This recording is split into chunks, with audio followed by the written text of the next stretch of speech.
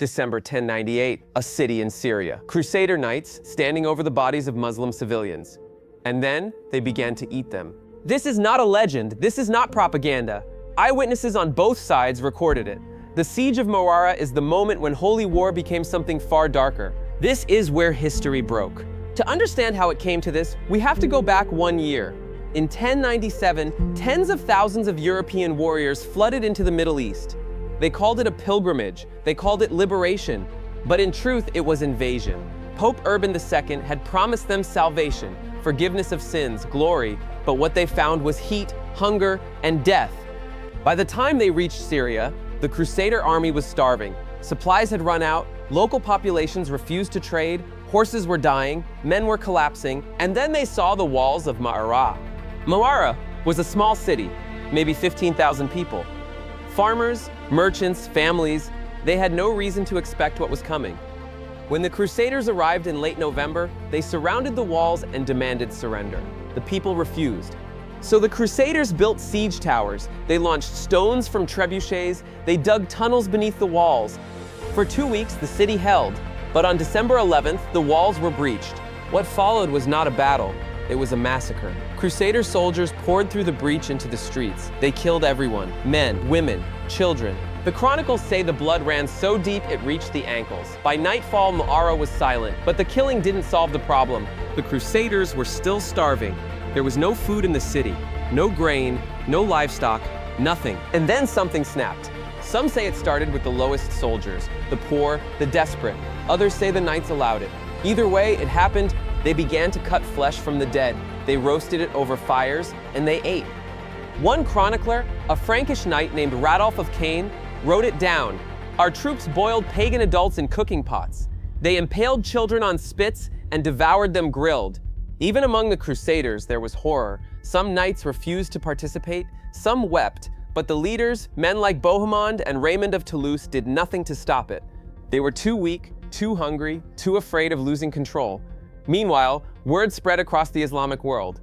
Muslim chroniclers recorded the atrocity with shock and rage. Ibn al-Athir wrote, "The Franks slaughtered more than 100,000 and ate the flesh of the dead."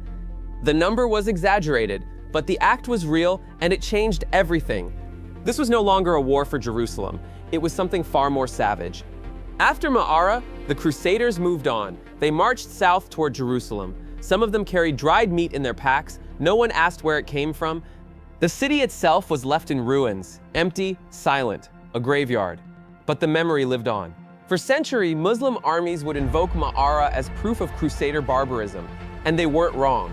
What happened in that city wasn't strategy, it wasn't survival, it was collapse. The collapse of morality, of humanity, of everything the Crusade claimed to represent. And yet, somehow it worked.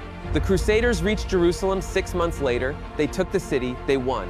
But they paid for it in ways they never understood. So what do we do with a story like this? Some historians try to explain it. They say it was starvation, desperation, the fog of war. And maybe that's true, but explanation is not the same as excuse.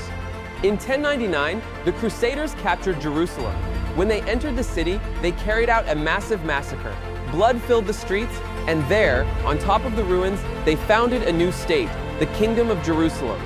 The kingdom survived for 88 years. This was not a clean victory. They didn't take Jerusalem and secure it. They took it and held it by a thread. By 1187, the Crusader states were rotting from the inside. Discipline had collapsed. Nobles fought each other, the local population was alienated, and survival depended entirely on reinforcements from Europe.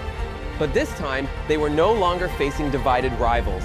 A single leader emerged, Salah ad-Din. The breaking point came at Hattin. The Crusader army was almost completely destroyed. The true cross was captured, and with it, the last real defense of Jerusalem collapsed. Later that same year, Saladin laid siege to Jerusalem. But this time, the city was not taken by massacre, it was taken by surrender. When the Crusaders entered Jerusalem in 1099, they slaughtered the population. They took the city in blood. When Saladin entered Jerusalem in 1187, civilians were spared, lives were ransomed, not erased. Holy sites were protected. That is why history remembers these moments differently, not because of who won, but because of how they won. So let's be precise. 1099, the Crusaders took Jerusalem. 1099 to 1187, they held it barely. 1187, they were crushed at Hattin, and after that, Jerusalem was lost to them forever. There were more crusades, more wars, the city changed hands briefly, but the Crusaders never again ruled Jerusalem permanently. They took Jerusalem, but what they lost along the way followed them forever. What happened at Marara reveals something darker about human nature. It shows us that under the right conditions or the wrong ones, people are capable of anything, even those who believe they're on the side of God. The Crusaders didn't see themselves as monsters, they saw themselves as martyrs, as warriors of Christ.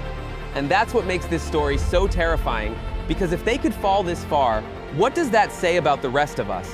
The Siege of Marara is one of the most disturbing episodes in the history of the Crusades, but it's not the only time war has broken history. There are other moments, other battles, other breaking points where the rules disappeared and madness took over. If you want to understand how far humanity can fall when the world catches fire, you're in the right place. Next time, we're going to a frozen battlefield where an entire army vanished beneath the ice. Thousands of soldiers, gone in minutes, and no one saw it coming.